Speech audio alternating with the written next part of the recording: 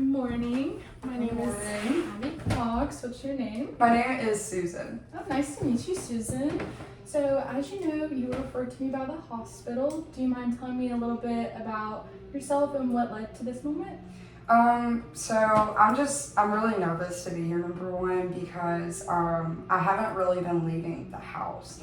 And a lot of my friends pretty much told me I should go check out the hospital, see if I could get some help, which I'm grateful you're helping me. I'm just really scared because since I've been at home, my mom, she hit me. And she's never been physical with me before, ever. But since it happened, it's made me really anxious and scared because that's like the one person I've trusted my whole life. That's the one person that's always been there for me and is supposed to be there for me. But she did it out of a fit of rage, and kind of since then, I've just been really afraid to even go to the outside world. So I'm just kind of scared to even be here right now. So this is a big step. I basically haven't been leaving my house, and I've been very anxious. Yeah, well, I'm very glad that you were able to make it today. And that's the first step, is admitting that you need help. And I'm glad that you're taking those steps to get that help. So I'd like to take a couple notes. Is that okay? Are you familiar with confidentiality? Mm-mm. Okay, so confidentiality, anything you say is going to stay between me and you, unless I think that you are in danger of hurting yourself or hurting somebody else. Everything will stay between me and you. If your mom calls up here, she won't have access to your files. It's completely between me and you. So is it okay if I take some notes? Yes, that's fine. Okay. So I just want to talk about your mother and your relationship with her. Could you tell me a little bit about that? And you can go into the earlier years. It doesn't have to be recent, just anything significant you'd like to share. So my mom and my dad aren't together anymore. They got a divorce, I think like 2 or 3 years ago. Basically, the reason they got divorced was my mom started drinking heavily and my dad was trying to help her out, and she just didn't want help. She didn't want to change. And I think it really just started to affect their relationship alone. But since then, for whatever reason, my dad kind of decided he didn't even want anything to do with me. I don't know if it was just like, he didn't want to deal with my mom. I don't really know what happened between them.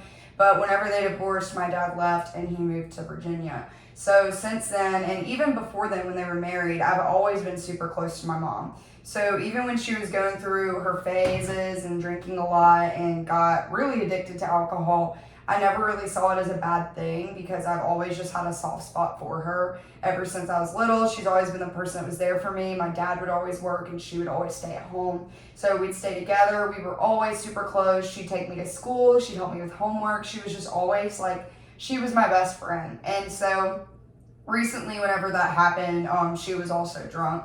And it just kind of it just surprised me and came out of nowhere because I don't really know what I did. It was just kind of shocking because we've always been so close. I just didn't expect her to act like that towards me, and there was literally no context. I just was trying to help her cook something, and while she was drinking, she just hit me. And so since then, I've been avoiding talking to her and just kind of hiding away in my room, and we barely even talked about it since. I'm pretty positive she knows the severity, and that's why she just won't talk to me about it.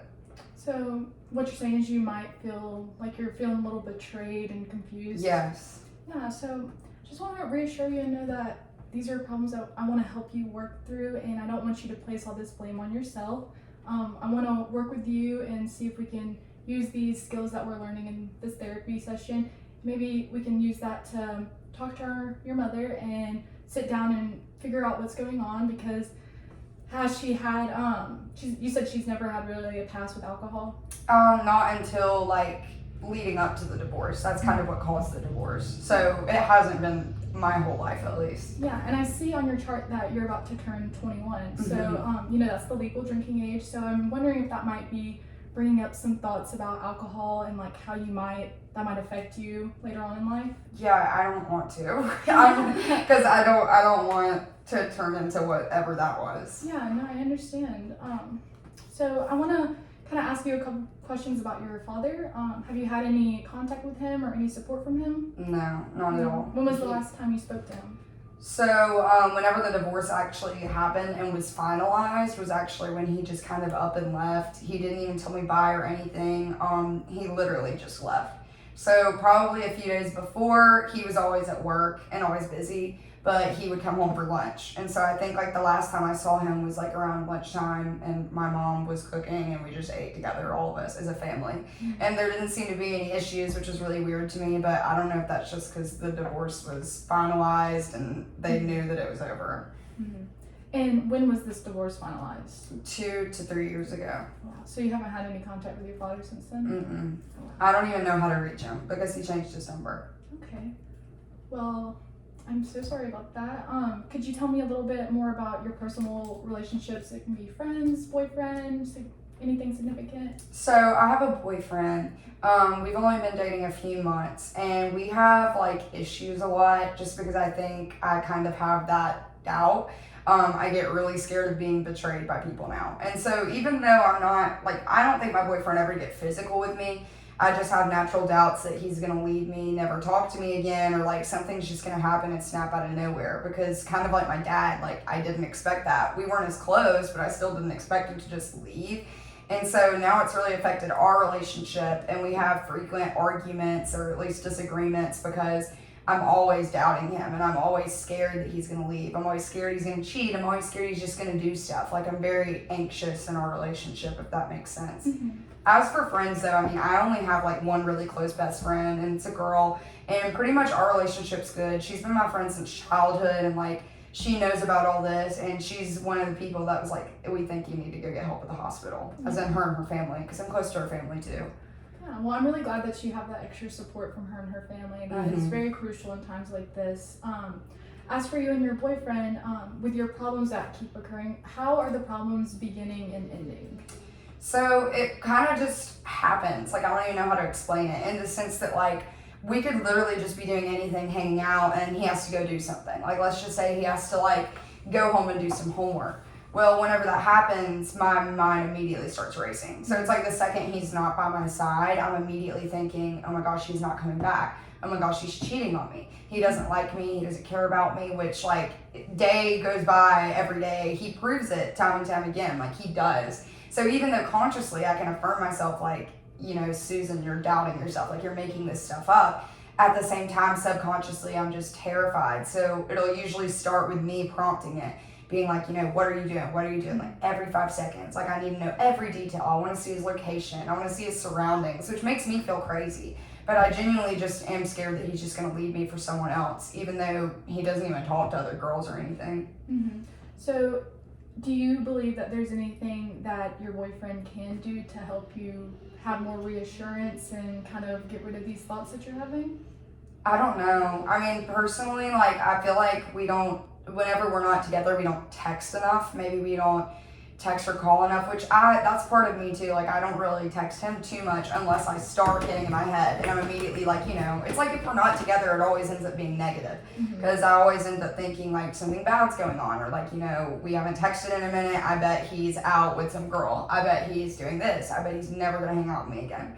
And I'm just really scared again for like the ghosting thing. So I feel like maybe if he gave me more affirmation that like it's not that like he does not like me, things like that. Like I don't know how to explain it. It's just like I feel like I'm lacking affirmation from him to let me know like I do care about you. I do love you. I'm here for you. I'm not gonna leave you. Like I never hear those things. So it's almost like I'm just left to assume that like, you know, it's the opposite. Which may sound dumb, but like that's just how I feel. No, it's okay. These are your feelings and they're never dumb. So I want you to know that with the assurance of your boyfriend, it is nice to have assurance. Everybody needs assurance, but don't become so attached to that assurance, because then you'll start to become so dependable on this figure. And you know, with all the things that happened with your dad and your mother now, I can see where that betrayal and those issues are coming onto your relationship. So we really just need to work on our attachment style and more how we can communicate with our significant other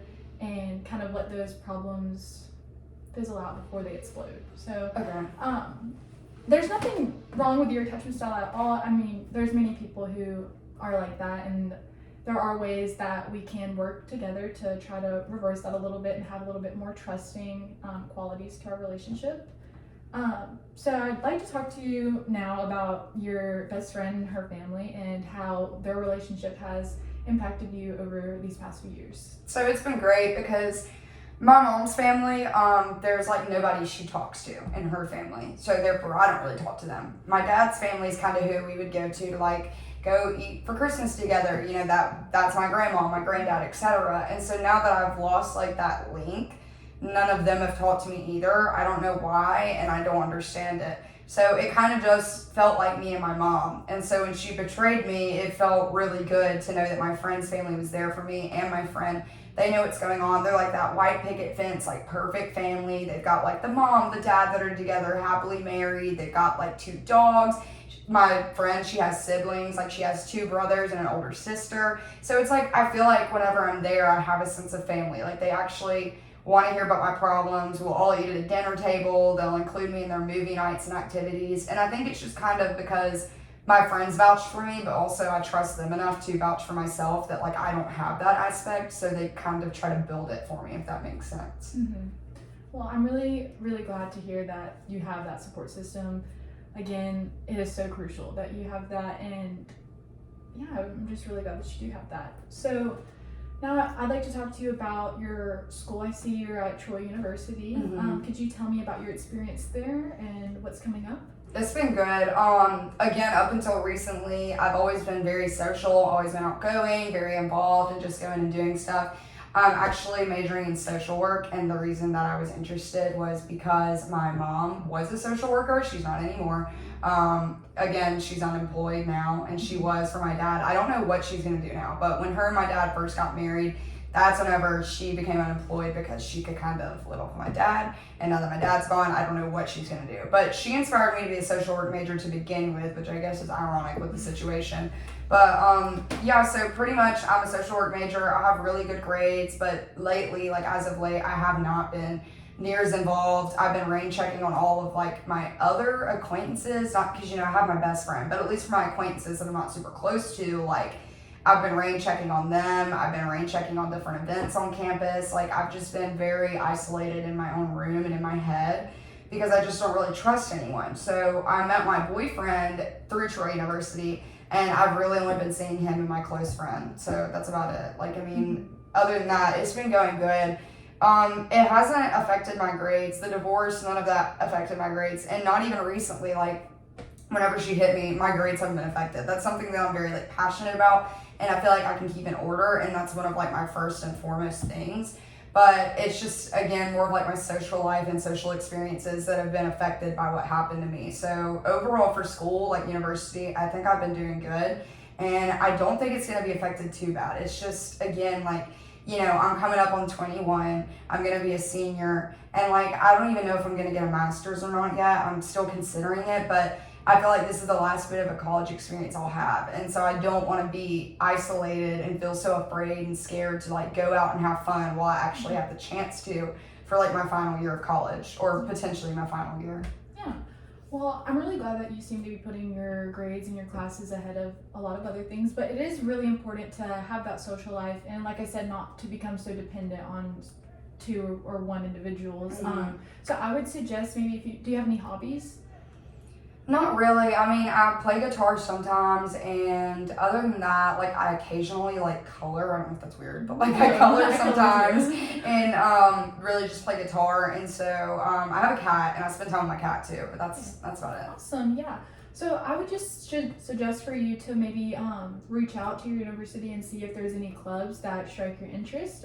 Maybe something like at my university, there was a rock climbing club, there was a kayak club, and those weren't things that I was necessarily like interested in, but it was really cool to get to experience them and get me out of my bubble in college. So I would just suggest finding something that you can relate to and that you can experience, and really just to get you out there and find 1 or 2, you know, other friends that, I'm not saying you have to get rid of all your other friends and just stick with 2, but it is nice to have a variety of people that you can go to and spend time with. And especially right now with your social anxiety that you're experiencing, I don't want to overwhelm you and say that you should go join all these clubs. So maybe just pick 1, or maybe find a small group of people, maybe other cat owners who would want to meet up, and you know, you could have a little cat play date, just something like that. I think that would really benefit you. I don't want you to experience burnout, because with everything that's going on, it seems like you could experience burnout. And I know you said that you put grades and classes ahead of everything, and that can cause burnout too, getting so caught up in your schoolwork and not having that social life. So my suggestion to you is just really look into those options at your university to get you out there a little bit. Okay.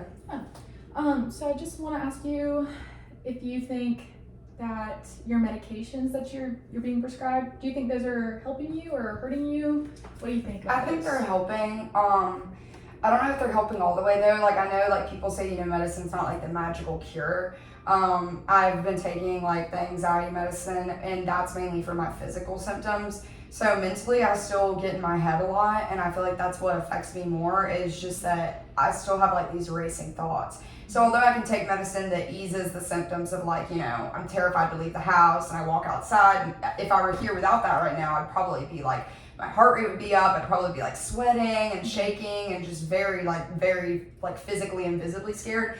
And like it doesn't like it helps that, but like I still have these racing thoughts that I feel like I would have to try to help fix myself, if that makes sense. So I mean, that's the only thing. And I think what you said, yeah, that's good. But the mind thing, do you have any, I know you said you like to color, but do you have anything that you do for self-care, just something that's strongly just for you? Okay, so I would suggest doing something like that, because everybody needs something that's just their own and can help with that self-care and that mind meditation.